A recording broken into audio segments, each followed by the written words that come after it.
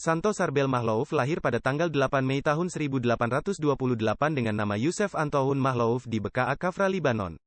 Ia adalah seorang rahib, mistikus dan imam gereja Katolik Maronit berkebangsaan Libanon yang dikanonisasi sebagai santo oleh Paus Paulus ke-6.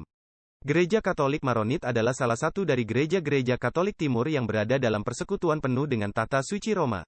Yusef Antoun Makhlouf adalah seorang anak yatim piatu. Ayahnya wafat ketika ia masih berumur 3 tahun dan ia lalu diasuh oleh pamannya. Di usia 23 tahun, Yusef masuk biara Santo Maron di Anaya, Libanon, dan menggunakan nama biara Charbel, menurut nama seorang martir gereja Maronit di abad kedua. Yusef mengucapkan kaul kekalnya pada tahun 1853 dan ditabiskan sebagai seorang imam 6 tahun kemudian. Seturut teladan dari Set Maron, bapa gereja Maronit, Romo Charbel menjalani hidup yang sangat suci. Ia memilih untuk mengamalkan hidup sebagai pertapa dengan amat keras. Ia bermati raga, makan sedikit, tidur di lantai yang keras, dan menghabiskan berjam-jam lamanya dalam doa. Sejak tahun 1875 sampai pada akhir hidupnya di tahun 1898, Romo Charbel menjadi seorang yang sepenuhnya mengasihi Yesus.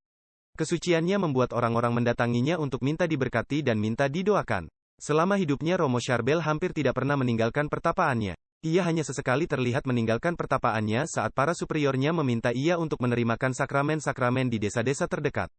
Dan bila orang suci ini muncul di desa maka penduduk desa akan berbondong-bondong mengikutinya, memohon doa dan berkahnya. Pada tanggal 16 Desember tahun 1898, Romo Charbel terserang suatu penyakit sewaktu merayakan Misa Kudus. Dia meninggal dunia pada malam Natal tahun 1898.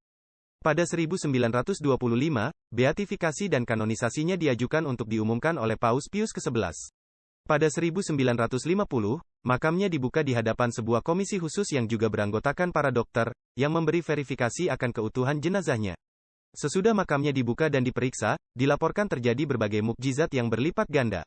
Sekali lagi, khalayak ramai dari berbagai latar belakang agama mulai berbondong-bondong berziarah ke biara An-Naya untuk memohon syafaat tokoh suci itu.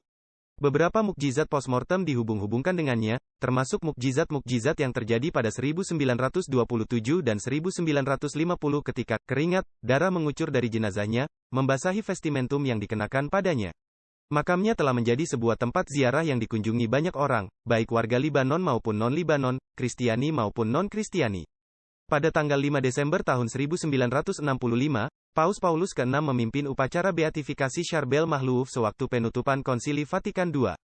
12 tahun kemudian, tanggal 9 Oktober tahun 1977 Paus yang sama memaklumkan Beato Charbel Makhlouf sebagai santo.